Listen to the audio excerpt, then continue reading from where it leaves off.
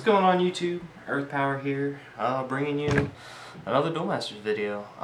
So I guess just to give you guys a little bit of an update, the past couple of weeks I've been uploading stuff that we recorded over Subscriber Appreciation Week, like all the Marino matches with Spencer, and then just whatever else we had, that deck profile with Gorby and that match that we had on Saturday. So I really haven't been doing anything live. I think the last live thing I did was the update like 2.5 weeks ago or something like that. So I thought, I got a request from some user on that it was the Dragon deck versus the Wave Strikers deck, and I got a request to do that deck profile. So now I'm going to do it. I never did it in the past. I don't know why. I don't think I was going to actually keep the deck together, and I didn't, but I put it back together when someone requested it and changed it up a little bit. I added some things, fixed some things up from the past build, and I actually really like how this build looks right now. I want to test it out. I got a couple shout outs, but I'll get to those at the end of this deck profile. So let's get right into it. Let's check it out. Oh god, camera. Okay, check out those sleeves. Who remembers those? I actually found them in a box up here that I had, apparently, way back when. So, yeah, Hot Earth Stomp Giant Duel Masters. It's got the duelmasters.com website on the bottom there. So, kind of cool. Anyways, let's get right into the profile. We're going to start with the actual dragons of the deck. Running one Magmadragon Jigalzor. I wasn't running him before, but after testing and seeing how the deck worked, one of these guys could be really good. He turns into a 4-drop with a Cocco Lupia on the field, and can give everything speed attacker once he attacks. So it's a really useful card. It can be great for finishing the game if you don't have Bajula or just other stuff. So I really like him right now, and yeah, just running one. A lot of these are one-ofs. I'm just trying to test every dragon to see what I like the most. He was in the deck before, Ultimate Dragon. He gets Crew Breaker for dragons, and for any card that has dragon in its race, that is. So Magma Dragon, or Volcano Dragons, Armor Dragons, anything like that. Again, 6 mana. He gains plus 5,000 every time you summon another dragon to the field. Or he has plus 5,000 power for each other dragon on your side of the field. So he just gets bigger and breaks more shields with every other dragon you drop. So drop him with a couple Melgars and you've got a really gigantic finisher on board. Next is a Garkago Dragon. I've never really played this guy before. There's always been better options. For instance, like Gatling Skytear has Garkago Dragon's ability, which lets him attack. Or Garkago's Dragon ability is he can attack untapped creatures, and he's a double breaker. But his only downfall was that he starts with 6,000 power. He gains 1,000 power for every other fire card you have on the board. And there were just other cards that were better, like Valiant Warrior is less mana, gets power attacker, and it's just easier to get on the board. Gatling Skytear is basically a Garkago Dragon without the power-up ability, but it has 7,000 power. So, I mean, there were better options overall for other decks, but now that I'm running a Dragon deck and I can recruit Garkago with another guy you'll see later, I'm just testing him out, seeing how he works. He's great for field control, and in a Dragon build, he just kind of fits right in. So, next is one Bulmidius. I think I was running 2 in the deck you guys saw against the Wave Striker build. He's a double breaker, sends shields straight to the graveyard, great finisher, immediate threat whenever he hits board, so the opponent's got to do something to him or find some way to defend against him, otherwise he's just going to start picking your shields off and there's no advantage coming out of that whatsoever for the opponent, so really good dragon. Next we have Velyrika. 7 mana, 7,000 power, double breaker, and when you summon him you search your deck for an Armor Dragon, not Volcano, not Necro, but not a card that has Dragon in its race, but you have to search for an Armored Dragon.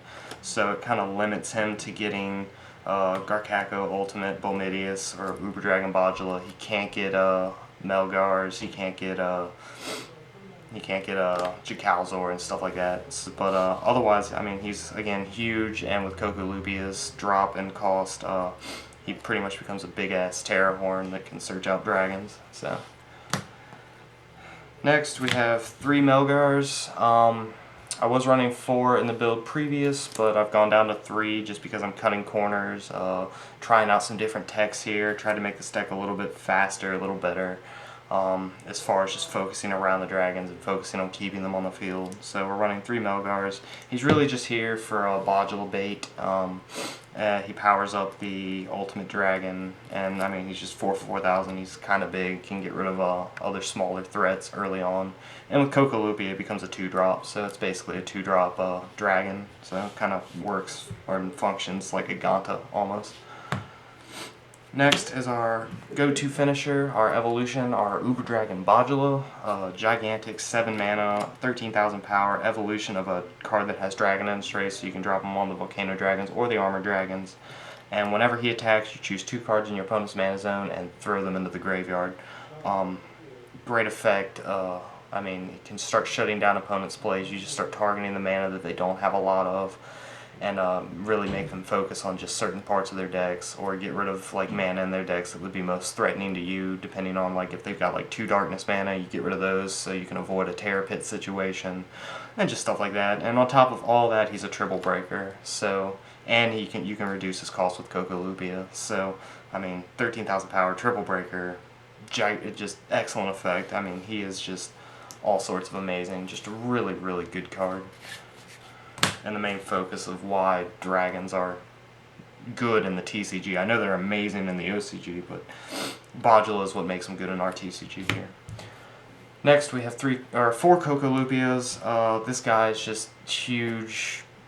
I mean, he's the center of the deck almost. He makes all of the dragons even more playable than they already were. Reduces their costs by 2. Any card that has dragon in its race. I can't even begin to explain just how good this card is for this deck. I mean, you can drop a Melgars and an Uber Dragon Bajula for 7 mana. If you have 2 Cocolubias on the field, I mean, their effects stack up, so your ultimate dragons, your Bulmidius could cost like 3 mana. It's that ridiculous. They can't cost less than 2 though, so say you have 3 Cocolubias on the field, it would reduce the cost of a 7-drop by 5, since the cost can't go less than 2. So if you had 3 on the field, Bulmidius would still cost 2 mana. So, very good. Excellent card. The whole reason dragons are playable, almost. Next, we're running 2 Toto Papichi. He gives dragons speed attacker, in addition to their other effects. I'm just running 2 just because, I mean, it's good. If he's on the field, great. If he's not, whatever. But, I mean, his effect is beneficial, and the fact that, I mean, it's giving, like, Bali and Ultimate Dragon and your big dragons that are functioning as finishers, speed attackers, so they can start getting their effects off even faster.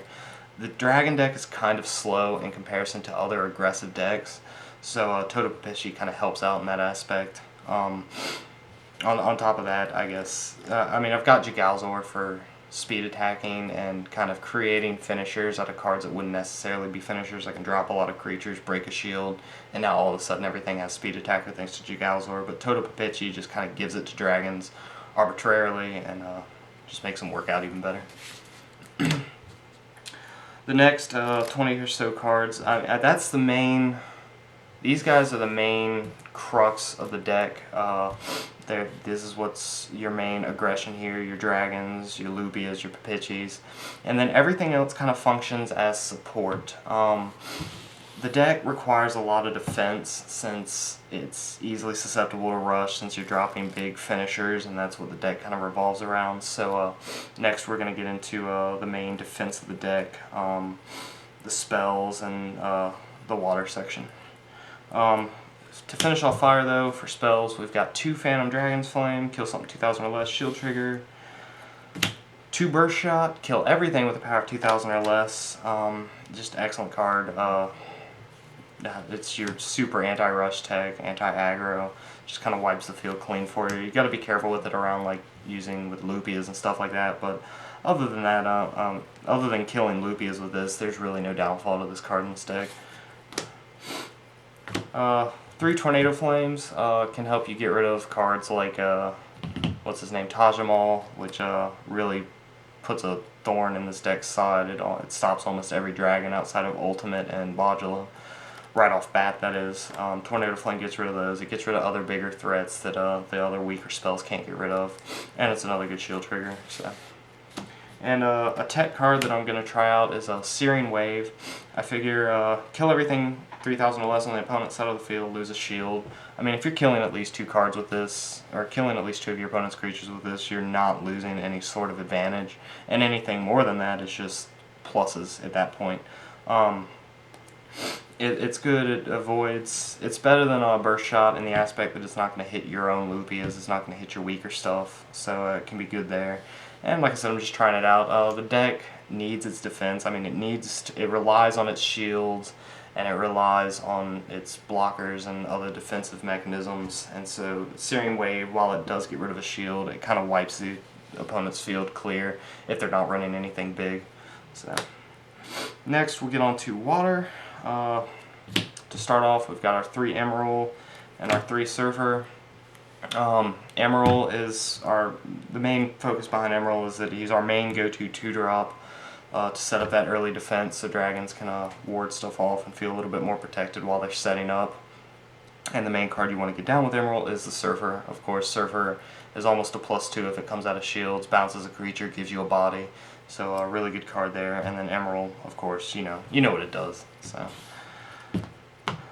Next is our main defensive line. We've got 3 Battery Cluster, functions just like Hunter Fish and Madrillion Fish, is 2 mana, 3,000 power blocker. 2 Phantom Fish, 3 mana, 4,000 power blocker, just to block bigger stuff so it doesn't have to bump or go up against stuff like Magmadragon or get beat by Forboses and Fouls and stuff like that. Can bump with those guys as well. And on top of that, we've got the 1 Thrash Crawler. So 6 blockers total. Thrash Crawler just helps us get back our dragons if we had to place them down in mana early, since there's no real way to get them back. So he just helps out there, gets the dragons, or gets a spell back to kill stuff later if you need be. And to round out the deck, it is 44 cards. Our last 8 are the 4 Hocus and the 4 Stream, our draw power for the deck. What you lose in more or less defense or trying to ward off attacks, you gain in kind of like a rushy, kind of a aggressive draw engine. Like if you're against control or something like that, and you're dropping these threats, you're hitting hand discard. These guys are really just here to help. You want the small deck. It's 44 cards. You want it to be able to just draw and drop threats as fast as possible to kind of keep up with control, since it does rely. You're pretty much just dropping one big threat after another big threat. And so you want to keep that up, and these guys just help out there. And that's the deck as it is right now. Like I said, I haven't gotten a chance to test it out yet, but I will on what I'm going to get into now with the shoutouts. But Evan Banjo, oh, I'm all zoomed in and stuff. Let me fix that. Oh goodness, here we go. Camera work. Let's go. Alright, Evan Banjo put together Cockatrice, that Cockatrice mod, which was a Magic playing thing that you would go to and play Magic online, but he fixed it up to work with Duel Masters, and then with the Kaijudo channel's help and all his programming Corey does over there, they got all the Duel Masters cards together and they made this program, and it works for Duel Masters, just playing Duel Masters online. It's really good. I tested it out. I really enjoyed it. So I'm looking forward to playing that now. You can find the download on the Kaijudo channel's YouTube page, which I'll have the link down there below, as well as Evan Banjo's too. I think he did a video for it. I can't remember. But yeah, definitely check those guys out. They've done a lot of good work on Cockatrice down there. And the Kaijudo channel is always keeping you up to date on the Kaijudo news. I guess when you'll be watching this, I think Kaijudo is going to do an update today on their main website. I don't know if they're going to... I don't know what it's going to be, but if it's something big, I think it's going to be something big having to do with the TCG. So you'll probably be seeing me again here in the next, I don't know, 24 hours, 48 hours, depending on what the news is. I'm really only focusing on the TCG news as far as like the card game release dates and big stuff like that having to do with the card game itself, while the Kaijudo channel is kind of involving itself with all the news down there. So if you're interested in all that, definitely check him out. And like I said, I'll be bringing you the TCG news in general here. And yeah, other than that, I think, who else was there? There was someone else, but I can't remember. Anyways, I'll be bringing you guys more updates later. I'm going to try to live record some matches we have. We're starting to run low on some of the matches that we recorded during Subscriber Appreciation Week. So what I'm thinking of doing is going back and narrating those over our actual match to give you guys a more in-depth explanation of what's going on in these matches. And then I might get back into the Let's Play again. I dropped that Let's Play off. It kind of got a little boring there for me for a little while, but I might try to pick that up again just to finish it, because I really do want to finish it. I don't want to leave it half done. But definitely stay tuned for all that, and I can't think of anything else. So hopefully, guys, we will see you in the next video. I think if Kaijudo comes out with an update, I'll have another update here in a little bit, and on Friday I will be doing something. I might live narrate a battle, I might try to do a Let's Play. Just stay tuned for that. And I think updates are going to get a little hectic here for a little bit. I'm not going to keep to a schedule so much. I'm just going to try to bring you guys videos whenever I have free time, because I have a lot more of that now that the semester's starting to wrap up and I'm pretty much done with all my major classwork. So I'll just be bringing you guys a ton of content just over and over again until May 10th, when I'll be back home and we'll be live recording again, and we'll have updates for you then to let you know what's going on, and we'll just get right back into it. So stay tuned for all the cool stuff that I'm going to try to do here for you guys, and till then, we will hopefully see you next time. Peace, guys.